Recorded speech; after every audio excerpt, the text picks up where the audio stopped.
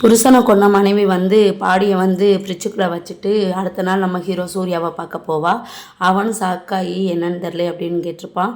நான் வெளியே போகிறேன்னு என் மகனை பார்த்துக்கிறியா அப்படின்ற மாதிரி கேட்டிருப்பா. சரி நான் பார்த்துக்கிறேன்னு விட்டுட்டு போ அப்படின்ற மாதிரி சொல்லியிருப்பான். கடைசியில் பார்த்தா அந்த குட்டி பையன் வந்து ரொம்ப சேட்டை பண்ணியிருப்பான். டிவி அங்கே உள்ள எல்லாத்தையுமே போட்டு ஓட்டான்னு உடச்சிருப்பான். அவனுக்கு கோபமும் வர, ஆனால் எதை சத்தம் காட்டாமல் பார்த்துருப்பான். அதோட அவளுமே வந்துடுவா. அவள் வந்து நான் ஒரு ஆளுக்கு காசு கொடுக்கணும், ஒரு 70,000 குறையுது, நீ எனக்கு பார்த்து தரியா, நான் உனக்கு தந்துடுறேன் அப்படின்ற மாதிரி கேட்டிருப்பா. அவனும் சரி நான் உனக்கு ஏற்பாடு பண்ணி தரேன் அப்படின்ற மாதிரி சொல்லிட்டு அந்த காசுக்காக நடுவாக அலைஞ்சிடுவான். கடைசியில் காசும் கிடச்சிடும். அவள்கிட்ட வந்து கொண்டு வந்து கொடுப்பான்.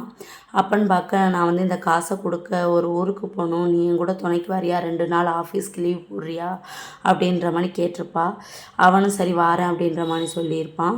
கடைசியில் பார்த்தா இவங்க வந்து காரில் போவாக 3 பேரும். ஆனால் வந்து ரொம்ப ஜாலியாக அங்கிட்ட இங்கிட்டும் சுற்றி பார்க்குற மாதிரி வந்து அவள் டைம் ஸ்பெண்ட் பண்ணிக்கிட்டு இருப்பா. அதை பார்த்தா அவனுக்கு சந்தேகம் வந்துடும். காசு கொடுக்குறதுக்காகவா நீங்கள் இவ்வளோ தூரம் வந்தியே, ஆனால் அதுக்கான வேலையவே நீ பார்த்த மாதிரி தெரியலையே அப்படின்ற மாதிரி வந்து கேட்பான்.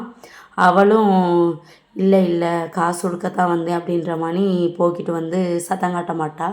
ஆனால் ஜாலியாக அங்கே சுற்றுவாங்க, இங்கே சுற்றுவாங்க, ஹோட்டலில் சாப்பிடுவாங்க, படம் பார்க்க போவாங்க. அவளை பற்றின நியூஸுமே வந்திருக்கும், புருஷனை கொண்டுட்டு மனைவி தப்பி ஓட்டோம்னு. அந்த நியூஸுமே வந்து அவனுக்கு தெரியாமல் அவள் பார்த்துக்குருவா.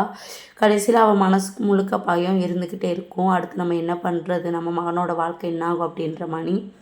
கடைசியில் ஒரு வழியாக இதுக்கு வேறு வழியில் மகனை அவன்கிட்ட கொடுத்துட்டு நம்ம தற்கொலை பண்ணிக்கிறோம் அப்படின்ற மாதிரி நினச்சிக்கிட்டு அவள் வந்து கடலில் குதிக்கிறதுக்கு போவாள். நம்ம ஹீரோ எதுவுமே தெரியாமல் திரும்பி நின்றுக்கிட்டு இருப்பார்.